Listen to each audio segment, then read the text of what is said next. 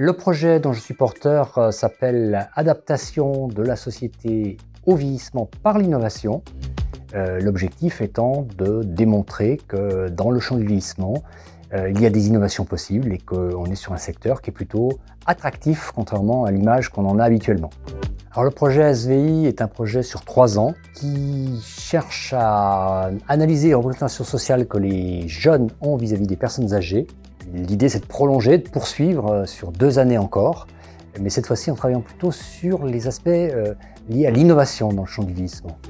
Et ce travail sera complété également avec une analyse de parcours d'individus, soit de trajectoires qui vont nous montrer que le vieillissement ne correspond pas toujours à l'image traditionnelle qu'on peut s'en faire. Renvoyer une image beaucoup plus positive du vieillissement que celle qui prédomine dans les sociétés occidentales, et voir, et c'est d'où la présence du CMQ avec nous, de renforcer aussi l'attractivité des métiers qu'on peut espérer que le projet apportera sa pierre, en tout cas à l'édifice, qui consiste à dévoiler une autre facette et montrer qu'on est sur des métiers humains où il y a finalement beaucoup de marge de manœuvre et de créativité.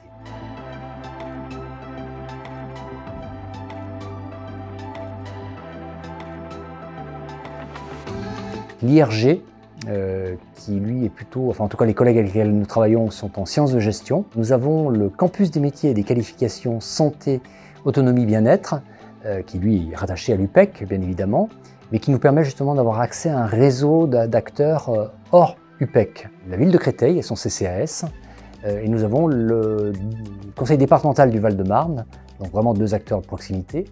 Via le CMQ notamment, nous travaillons avec des partenaires divers et variés qui vont être des terrains pour notre projet Erasme, enfin le projet ASVI en l'occurrence. Et pour ce qui est de la première année, nous avons déjà travaillé avec des lycées de l'Académie de Créteil qui ont servi de terrain pour aller capter les représentations sociales des jeunes vis-à-vis des personnes âgées.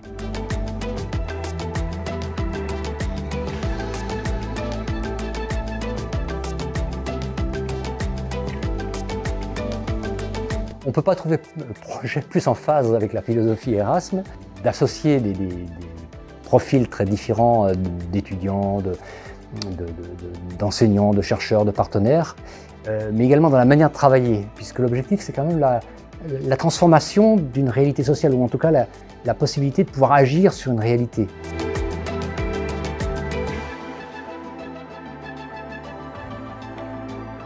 L'intérêt de faire de la recherche dite action dans le projet Erasme, c'est une fois de plus de produire des connaissances qui ont une probabilité de générer, d'engendrer des modifications de la réalité sociale qu'on cherche à étudier.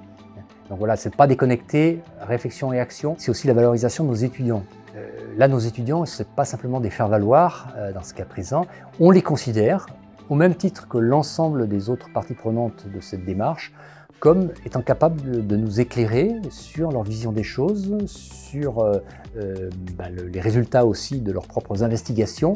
Et ça me paraît aussi un élément constitutif de l'originalité de la démarche.